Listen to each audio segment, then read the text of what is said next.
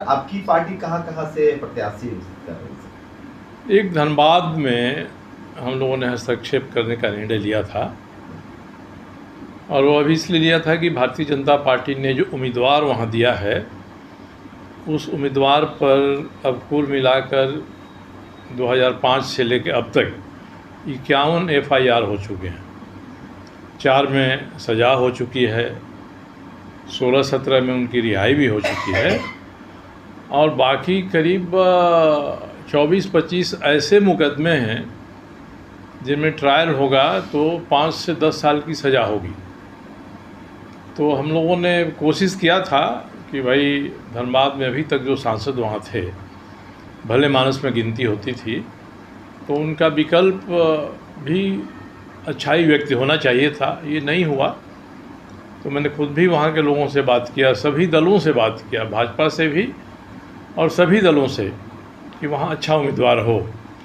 और मैंने ये भी कहा था कि जो उम्मीदवार भारतीय जनता पार्टी ने खड़ा किया है वो इतने दबंग हैं और उन्होंने अपने गांव में अपने गोतिया को, अपने रिश्तेदारों को इतना परेशान किया है कि सुनने पर रोंगटा खड़ा हो जाता है।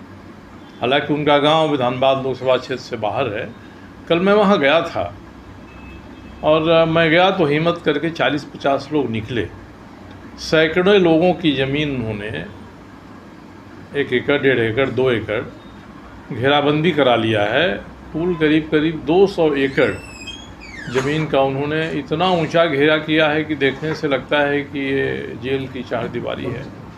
मैं वहाँ गया था, मैंने उनसे वादा किया कि मैं आपको न्याय दिलाऊंगा, कोई डर से नहीं खड़ा हो रहा है। और संयोग है कि उसके बाद गिरिनाथ बाबू का फ़ोन आया, मेरा भी मन बदला और आज हम लोग माँ भद्रकाली के दरबार में हाजिर हैं।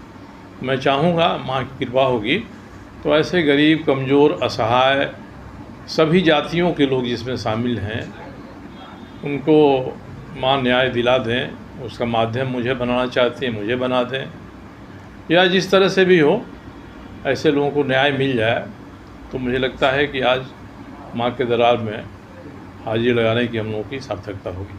सर, धनबाद महागठबंधन में एक प्रत्याशी की वायरल तस्वीरें खूब हो रही है जिसमें आपके पैर छू रही हैं।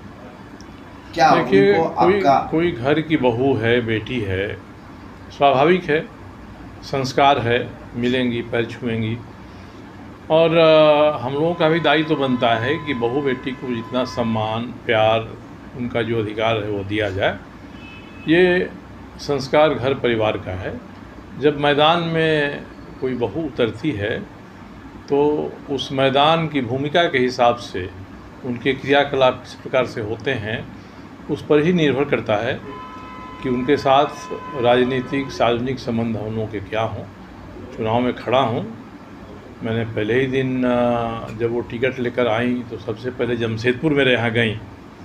उस दिन भी मैंने यही कहा था, कल भी मैंने यही कहा कि ईश्वरीय कृपा आप पर हो, मगर कभी कभी ऐसा होता है विचारों के अनुसार से कि आदमी किसी को चाह कर भी दलों का समर्थन करना संभव नहीं हो पाता है। कहीं महागठबंधन के प्रति प्रेम तो नहीं आपका? नहीं, मैंने तो कहा, रहता तो मैं कह देता कि मैं आपका राजनीतिक रूप से समर्थन कर रहा हूँ। घर की बहू बेटी के नाते मैंने प्यार दिया, आशीर्वाद दिया। अब क्षेत्र में है तो हम लोग एक विचार से शुरू से बंधे हुए हैं